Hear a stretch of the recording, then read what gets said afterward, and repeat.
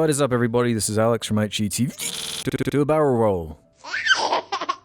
Do a barrel roll, everybody. That's still as funny as ever. I'm talking about the Super Mario Galaxy movie, sequel to the Super Mario Bros. Movie. So Mario Galaxy is one of the best games ever made. It would be in my top 10 probably, if I had to pick. Has a special place in my heart. When you get to the title card of this movie, and it plays the sting, I'm gonna be real, I got like a chill down my spine. And I thought to myself, oh no, this is gonna member berry manipulate me into liking it, isn't it? Because that was one of the big complaints on the first movie, right? Was all these corny needle drops that didn't fit, and are kind of insulting considering the legacy of music attached to this franchise. Like, every one of these games has incredible music. While none of the games are really known for their stories, Mario Galaxy in particular has an aesthetic that could be whimsical or creative or cinematic in a way, that plays with physics or a barrage of fun environments, and you certainly get a barrage of environments. But I'm gonna stop beating around the bush. I'm dumber for watching this film. Illumination, how do you keep doing it? You keep finding the floor and you keep digging. You are digging for those nuggets of shit and you're finding them in droves. This is fucking crazy bad. And can't even do mindless, key jangly fan service iconography well. Illumination is so unfathomably terrible at making films, like making art. They're good at making adverts. They're really good at making adverts. It's slick, it's probably their best looking movie as far as animation and detail and character designs that make you not want to throw up in your mouth like a lot of their other movies. It's genuinely so atrocious that it almost loops around to being good because it's just so uncaring in anything that makes movies good. Like, anything. If you're a Super Mario Galaxy fan on the level of me, I don't know how this wouldn't piss you off. They missed the easiest home run. Oh my god, I can't believe they've done this. You're telling me you made a Mario Galaxy movie, right? You made a Mario Galaxy movie, for some reason, and you didn't include a Gusty Garden Galaxy sequence. Are you stupid? Are you actually dumb? It's pissing me off. This is a Mario movie that doesn't give a shit about Mario. It doesn't give a shit about any character. I don't think anyone goes through a single arc. There's no reincorporation. There's nothing interesting on any character level. It is vibrating iconography. That is all it is. If you've seen these YouTube videos that have like loads of pop culture characters just like fighting and like just in a coliseum, it's basically one of these. You know, like it's just like a string of like, oh, it's that thing I know. Oh, it's another thing I know. But like without any attempt to adapt it into cinema. Because then we get to the argument, right? Oh, it's a baby movie for babies. Who cares? You're going to the baby movie and getting upset that it's for babies and only babies could enjoy it? Such a bad argument for so many reasons, right? First off, these films are made by adults, and these babies are not being dropped off and left by themselves. Like, adults are basically forced to watch this shit too. And kids and babies, they obviously grow up into adults. So don't you think it's important on some level to use the power of storytelling to embody good ideas? Something that can appeal to a broad audience, but can also sneak in something of meaning? Or if you want to be breezy and silly, and not every kid's film has to be like WALL-E, you could put in a real joke, something funny. Oh, I mentioned the needle drops, right? There are a couple in here. You get an instrumental version of Hypnotized by Biggie. They just couldn't help themselves. I felt like they just put that in there just to specifically piss me off. It's only a small moment, so it's not like the biggest thing. It's probably the biggest noticeable positive change from that first movie is the choice to use Mario music. Except what is annoying about that is that it's mostly Mario Odyssey locations. It's like, why didn't you just call it the Mario Odyssey movie? It feels like they're in a rush to get to everything. They've got to include every single character ever. You got to see Birdo. You got to see Yoshi. You got to see Baby Mario. You got to see Baby Luigi. You got to see Baby Peach. You got to see Baby Toad. Everybody's a baby. I'm not even kidding. There's like a baby gun that turns people baby. I can talk some spoilers too, by the way, if you care about that. Like, not as if there's anything to spoil here. This motherfucker from the second game. What's he called? Wart. You had to get Wart in there. Essential. I was thinking about it in terms of like the parents that have no context as to what a Mario Galaxy is. Not that they particularly care. They're like just trying to make their kids happy. But all these power-ups are just like completely random from the perspective of the vacuum of this film. Where things just happen. Like they don't set anything up. It's just like, oh, there's a power-up that you can fly now, I guess. It's a reference though. For you to understand how these things work, you have to have played the games. So it's more like an additive kind of screensaver to go with the games, even though it's channeling Mario Galaxy, but only so they can kind of farm the cuteness. You gotta see the Lumas. You gotta see the cute Lumas everywhere, and they gotta have baby voices and be super cute. Lowest common denominator, all the choices in every single creative choice. And I kept thinking about Zootopia, actually, for a number of reasons in how you do a broad animated family film in a good way, in an effective way that actually uses the medium of film to do something interesting. That film is a high-octane kind of action movie with lots of chase scenes and kinetic movement, and this is like that done horribly, where it is just kind of 90 minutes of insane action that won't let you take a breath or enjoy a character moment or any dynamic between anybody for more than 2 seconds. It's way more interested in getting to the reference shit. And if you thought it was egregious in the first movie, this is next level. I thought it was weird that out of nowhere, shortly before the film came out, they were advertising that Fox McCloud is like a character in this movie, and I thought, okay, you get Glenn Powell, you get a big voice attached. What, it's going to be a Smash Bros. Tease type thing for one scene? No, it just becomes a Star Fox movie at a certain point. And it's like, why? They go to basically a Mario airport where there are a bunch of Nintendo characters coming out of pipes, like, it reminded me of Ready Player One, that kind of reference, just like, look, it's that thing. Remember that? Look, it's Pikmin. I'm just realizing I'm jumping all about. Going back to the Zootopia thing and the references. They basically straight up steal the sloth joke from Zootopia. But it's not just stolen, it also is Rob. There's a Rob reference. It genuinely adds nothing. And if that wasn't enough, this genuinely feels like it was targeted at me to try and piss me off specifically. I love Mr. Game & Watch. He was my main in Smash Bros. Brawl. Why am I bringing that up or him up at all?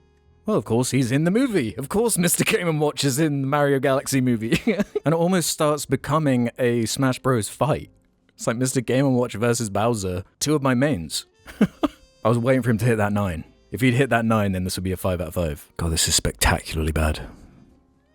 I'm like scatterbrained because I just feel fried after watching this. And it didn't even seem like the kid, because it was a packed show. I haven't been in a theater this full in a while. Every single seat filled. Mario Galaxy movie saving cinemas. This shit's gonna make, what, 1.5 billion, 2 billion? And right before the film started, there were obviously a lot of parents there with their kids. This dad got up, walked right past me and said to another parent nearby, "I'm leaving, I hate Mario." I was just like, what? Why are you even here? You just like drop your kid off and just abandon him? The Galaxy movie? So there's an entire sequence where they go to a casino. Kind of romanticize the aesthetic of a casino and gambling in a movie for actual babies. Gotta get them while they're young, I guess. I am sorry I'm jumping around so much. This is genuinely so atrocious. I'm finding it difficult to organize my thoughts. I'm scatterbrained on this, but going back to that music, while it does include a lot of the Mario Galaxy music or some of the music from the locations from Odyssey or whatever random references, they don't use it well. It's a movie that doesn't really like having scenes with a point anyway. It has a string of like random action scenes and chases, but don't really link and feel like they could kind of be reshuffled in any order. It's a film that doesn't care about its story at all. And it just bugs me so much that the inventiveness, the cleverness behind this franchise from a mechanical game design level, that's what it's known for. So I feel like going for the lowest common denominator, boring reference shit is doing it such a disservice. I know it doesn't matter, it's going to make all the money in the world, whatever. But I wish they felt an expectation to actually try and feel a pressure of like, right, the title is Mario Galaxy.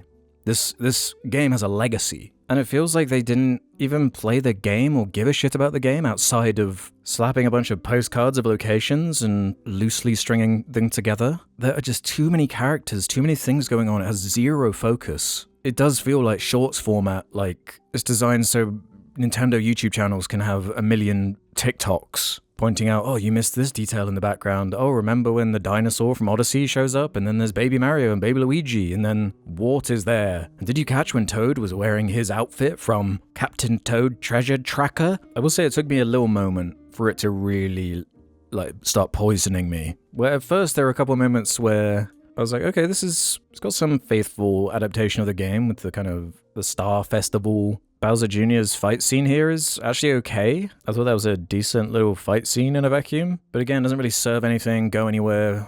This is like worst case scenario for a film like this for me. And the more people are okay with it and defend it, the message that is being sent back to these studios is that, oh, you don't need to try.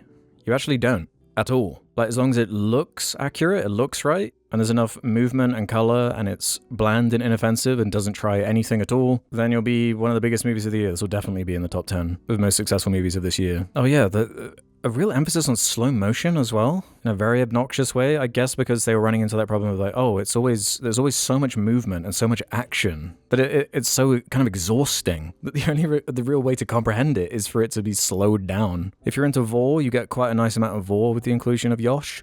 There's multiple different dinosaur vor scenes, actually. Baby Mario gets vored by the T-Rex from Odyssey. And with movies this shockingly bad, the second the end credits begin, I sprint out of the theater, so I don't actually know the after credits scenes, which I'm sure there are, teasing whatever's coming next. Super Mario World or something? I'm gonna Google it now and see what I missed. Alright, let's find out the truth. Inverse. Is the Mario movie universe about to get a lot bigger? Based on the film's post-credits scene, it's clear that there's more story to be told.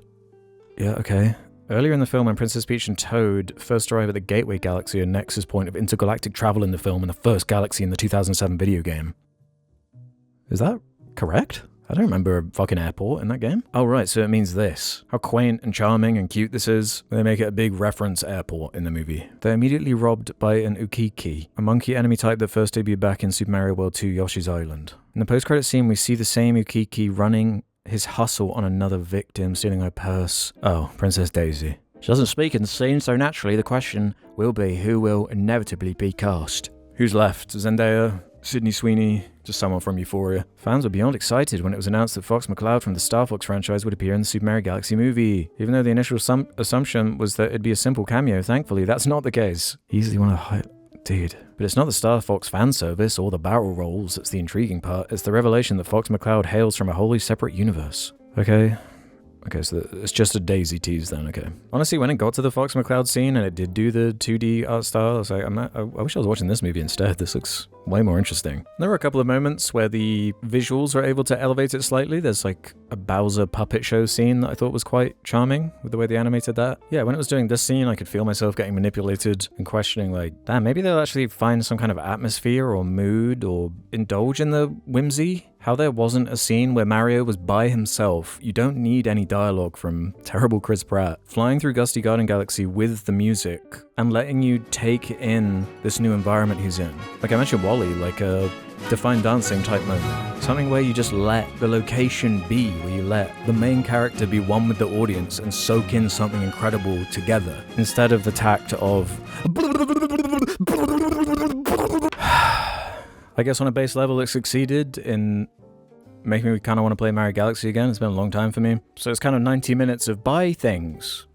This is something you can buy. Before the film started, there were 38 ads for different Mario products. It's a product movie, right? Every single film, with the nature of how they're made and the business side of it, is a balance of the economic reality. And usually, unless you're like a Wes Anderson who's like friends with a billionaire who funds all your projects, so it doesn't really matter if you make money, usually you have to get some kind of return from your investment. So you want the dial to be balancing that, where you're still making art. A more elegant way I've seen it said, I can't remember who said this, but it was something to the effect of sometimes you get to make art, sometimes you get to make entertainment, and sometimes you get to make both. I think it was Harrison Ford's acceptance speech. Sometimes we make entertainment.